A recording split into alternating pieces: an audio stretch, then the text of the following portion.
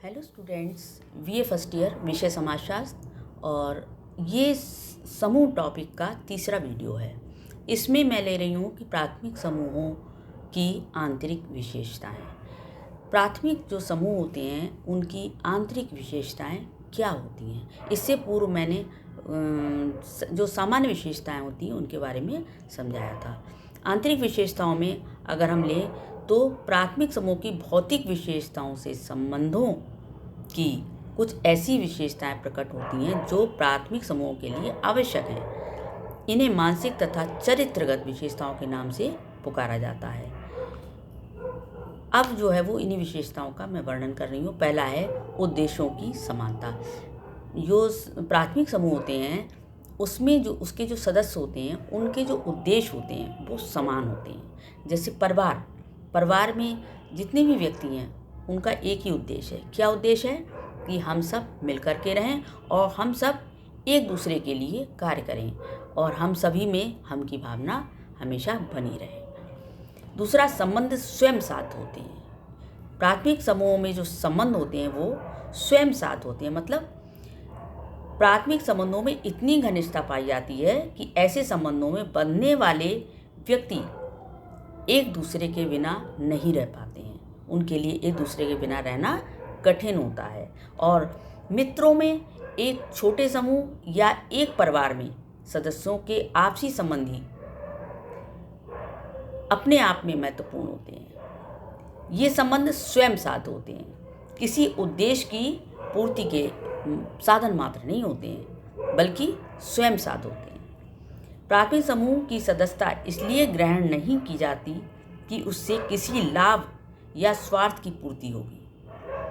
ऐसे समूहों का उद्देश्य तो प्राथमिक संबंध स्थापित करना ही होता है। मतलब किसी उद्देश्य के लिए नहीं बल्कि ऐसे समूह का उद्देश्य क्या है? प्राथमिक संबंध स्थापित करना, मतलब अधिक से अधिक आपस में घनिष्ठ होना, ये उद्देश्य होता है। और एक दूसरे के लिए भावनाएं रखना, एक दूसरे के कष्ट को महसूस करना, एक दूसरे के सुख को महसूस करना। तीसरा है संबंध व्यक्तिक होते हैं। इसमें क्या संबंध कैसे होते हैं? व्यक्तिक होते हैं। प्राथमिक समूह में पाए जाने वाले संबंध व्यक्तिक प्रकार के होते हैं। इसका तात्पर्य है कि समूह में प्रत्येक व्यक्ति की अन्य लोगों में व्यक्तियों के रूप में रुचि होती है।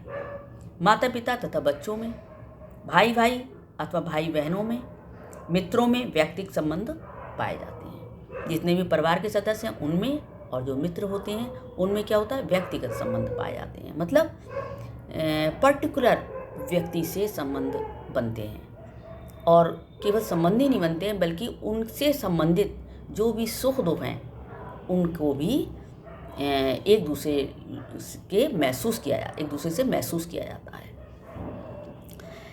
किसी की मृत्यु हो जाने पर ऐसे संबंध स्वतः ही समाप्त हो जाते हैं।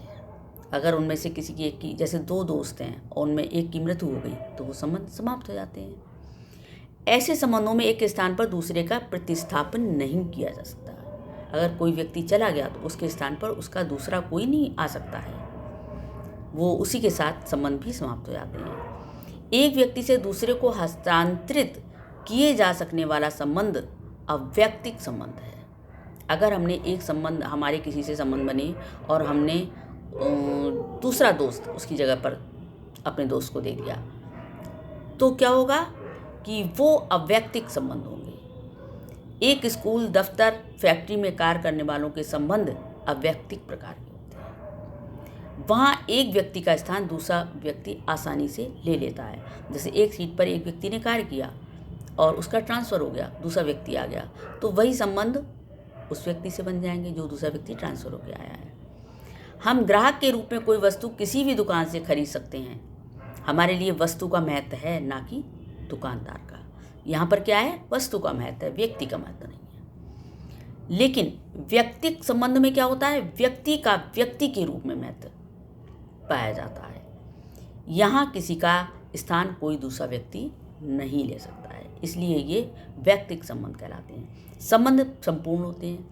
इसमें जो भी संबंध होते हैं वो पूर्ण रूप से होते हैं। अगर एक व्यक्ति से दोस्ती है तो उसी से दोस्ती नहीं है, उसके सुख दुख, उसकी शादी बारात, उसके यहाँ कोई भी डेथ हो जाती है, कोई भी कार्यक्रम होता है, उन सब में व्यक्ति जो है पूर्ण रूप से दूसरा दोस्त रुचि लेता है या दोस्त लोग रुचि लिया करते हैं। तो ये कहलाते हैं संबंधों का संपूर्ण होना। अगला है संबंध का स्वतः विकास। इसमें जो संबंध बनते हैं प्राथमिक समूह में, उनका स्वतः ही विकास होता है। जैसे जैसे समय आगे बढ़ता है वैसे वैसे उनमें घनिष्ठता आपस में बढ़ती जाती है। कोई किसी को मित्र बनाने, किसी से प्रेम करने, किसी के प्रति स्नेह या श्रद्धा रखने को बाध्य नहीं करता है। प्राथमिक संबंध तो ऐच्छिक प्रकार के होते हैं। हम अपनी इच्छा से, हम अपनी स्वेच्छा से संबंध प्राथमिक बनाते हैं, किसी के दबाव में नहीं बनते हैं। किसी के उकसाने से ऐसे संबंध स्थापित नहीं होते हैं। ये संबंध तो व्यक्ति की स्वयं की इच्छा से ही बनते हैं और स्वयं की ही ये विकसित होते हैं। अगला है प्राथमिक संबंधों की नियंत्रण शक्ति। प्राथमिक संबंधों के कारण व्यक्ति एक दूसरे के साथ ऐसा बंधा रहता है कि वो कोई ऐसा काम नहीं करना चाहता जो समूह के सदस्यों के लिए कष्टदायी हो। मतलब उन पर ऐसा नियंत्रण रहता है कि वो किसी के लिए, उसके व्यक्ति के द्वारा किए गए कार्य किसी के लिए बाधा ना पहुंचाएं, किसी के लिए कष्टदायी ना हो। ये बात ध्यान में रखनी हो। प्राथमिक संबंधों के कारण ही परिवार या मित्र समूह अपने सदस्यों के व्यवहार सरलता से नियंत्रित कर पाता है। व्यक्ति राज्य के कानूनों की अवहेलना कर सकता है, परंतु अपने प्राथमिक समूह के आदर्श के नियमों को नहीं तोड़ सकता है। इस प्रकार प्राथमिक समूह अपने सदस्यों के आचार विचार पर पूरा नियंत्रण रखते हैं। तो ये हुआ आपका प्राथमिक समूहों की आंतरिक विशेषताएं। Thank you.